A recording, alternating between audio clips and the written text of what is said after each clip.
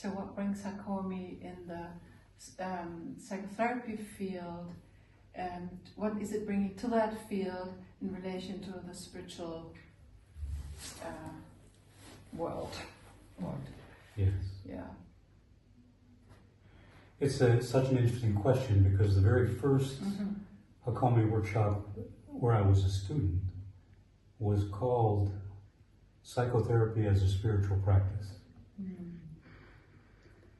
And I think, it's my opinion, I don't know what the truth is, but it's my opinion that psychotherapy and the spiritual world are actually two distinctly different things.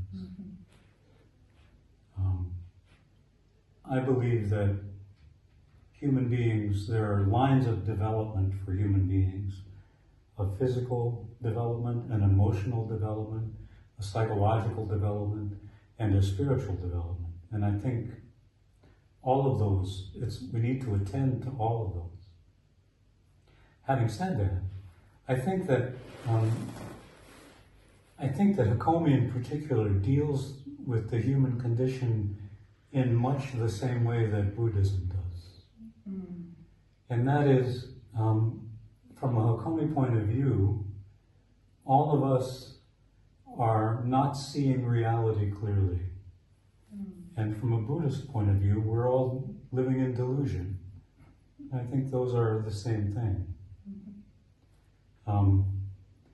I think the delusions that we live in psychologically point towards what Buddhism, in my limited understanding, considers the primary delusion, which is of a separate self.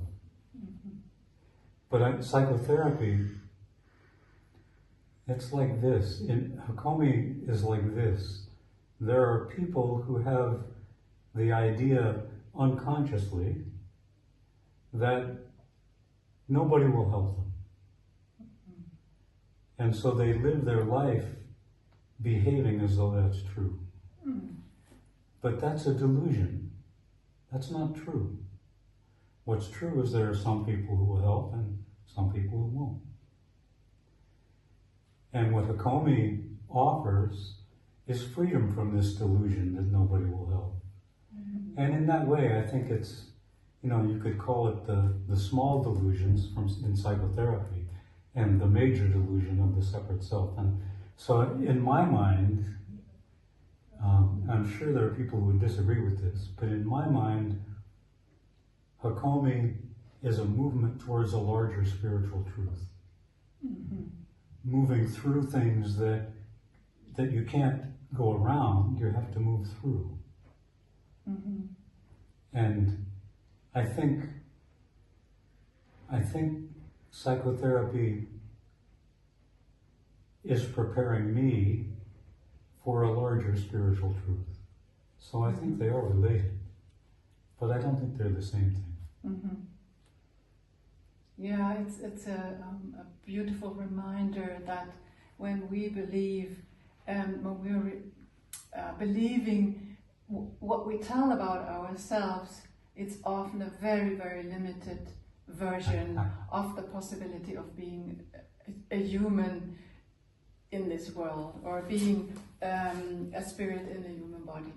And so that's really an experience to accompany someone on their discovery of this vastness in them as so many possibilities of beingness. That is really, it's not only a gift, but it's a practice of reminding us, each other, who we really are, or what's possible in us. That is really beautiful. Yeah, maybe we can speak a bit about these principles then, which are spiritual principles or universal principles, the principle of unity. So that, as you said, remembering that we're not separate little selves, but we are this, not only embodying this unity as everything is connected, but also in this process we are connected and we are together on this journey. Yeah.